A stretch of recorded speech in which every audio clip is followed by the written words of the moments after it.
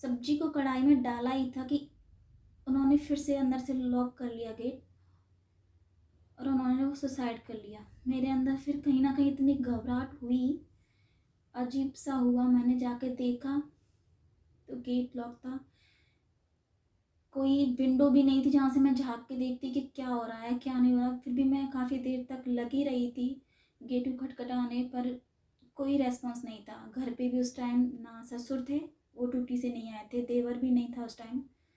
फिर मैं सीधी सासू माँ के पास गई कि मम्मी चलो, वो गेट नहीं खोल रहे हैं, पता नहीं क्या है। तो उन्होंने मुझे फिर डांट के भगा दिया कि कुछ नहीं हुआ, जा, वैसे ही डरा रहा है। फिर मैं वापस आई, मैं फिर लगी रही। फिर इतने में मेरे बच्चे आ गए दोनों नीचे मेरे पास, वो बच्चे भी रोने लगे। फिर मैं नीचे गई पर कोई नहीं आया। कम से कम 30 मिनट हो गए थे ऐसे ऐसे मुझे चिल्लाते चिल्लाते।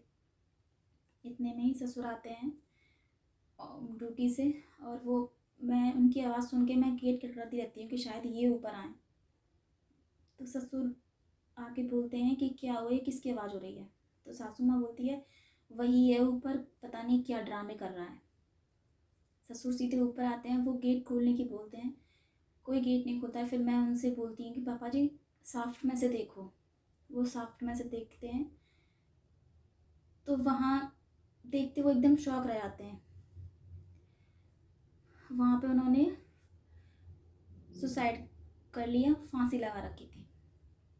तो मेरे ससुर वहीं गिर जाते हैं और मैं भी वहीं बिल्कुल एकदम पागल जैसे जाती हूँ। पर जो सासू माँ थी वो, उनके फिर भी वही था कि वो ड्रामे कर रहा है, उसे कुछ नहीं हुआ।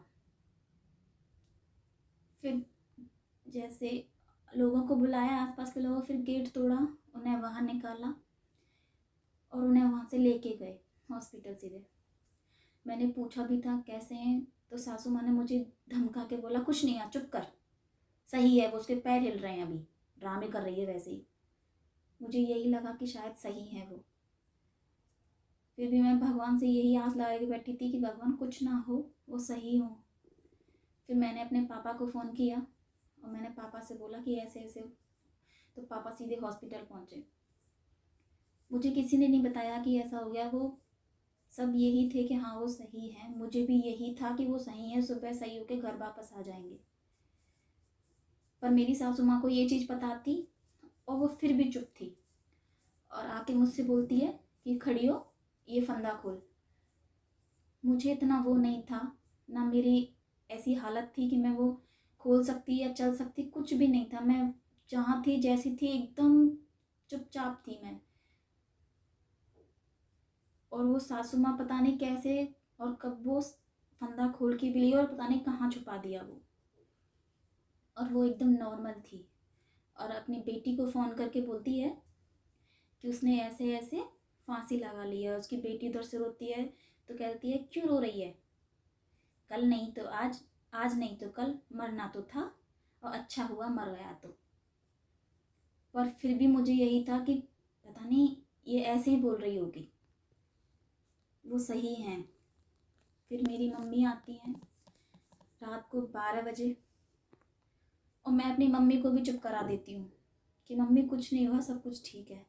फिर मम्मी भी यही सोचती है कि शायद इसे नहीं पता है, शायद हो सकता है ठीक हो, मुझे ही कुछ गलत फहमी हुई हो किसी को बताने में, या मुझे किसी ने गलत बताया हो।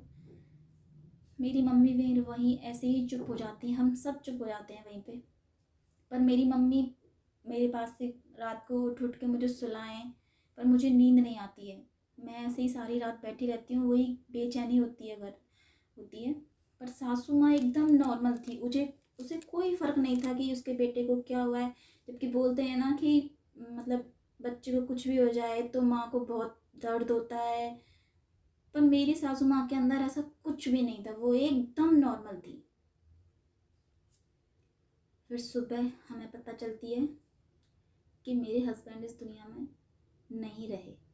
पर मेरी सासू माँ ने मुझे ना तो चुप कराया, ना मुझे अपने गले से लगाया, कुछ नहीं। मेरे 12-13 दिन ऐसे ही निकल गए, मेरी माँ रही थी मेरे साथ। फिर धीरे धीरे मैं कभी रोती भी थी, याद आती थी। मैं बिल्कुल अकेली रहती थी अपने फ्लोर पे, कोई नहीं आता था पास। तो यही बोल देती कि छोड़ो इसे अपने हाल पे, ये खुद चुप हो जाएगी।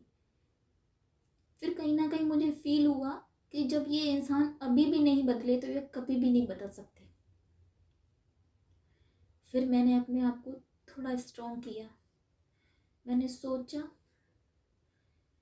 कि प्रतिभा ये अब नहीं बदले इस टाइम पे भी, तो ये लोग कभी नहीं बदलने वाले। तो मैंने फिर उनसे बोल दिया कि मम्मी कोई बात नहीं है, आपको मेरे पास आना पसंद नहीं है, आप मत आओ, मैं अकेली ठीक हूँ अपने बच्चों के साथ। तो उन्होंने ये बात बड़े आसानी से मान ली और हाँ कर दी कि ठीक है। वो फिर ना मेरे पास आती थी, ना मेरे पास बैठती थी, कोई मतलब नहीं था। मैं अकेले जब मन आए तब रो लेती थी, अकेली तब मन आए ऐसे ही मैं चुप हो जाती थी। फिर कहीं ना कहीं मुझे धीरे धीरे मैंने अपने बच्चों की तरफ देखती, वो भी रोते थे, फिर मुझे देख के मैंने कहीं ना कहीं अपने आप को बहुत संभाला। थोड़ी सी और स्ट्रांग हुई मैं। फिर मैं अपना खाना वाना खुद ही बनाने लगी। फिर एक दिन वो मुझे मतलब राशन ला के दे देते थे, घर से कहीं बाहर जाना नहीं। इतनी पाबंदियाँ लगा दी थी कि ना किसी से बात करोगी, ना कहीं घर से बाहर जाओगी, बस एक चार दीवारी के अंदर मुझे बंद करके रखा था कि तुम्हें बस रोटी खानी है, पानी पीना है और यहाँ रहना है, बस इतना था। मैं फिर भी उसी में मैं कि चलो ठीक है, मैं ऐसे ही रहने लगी। एक दिन कुछ ऐसा हुआ कि मैं नीचे गई थी।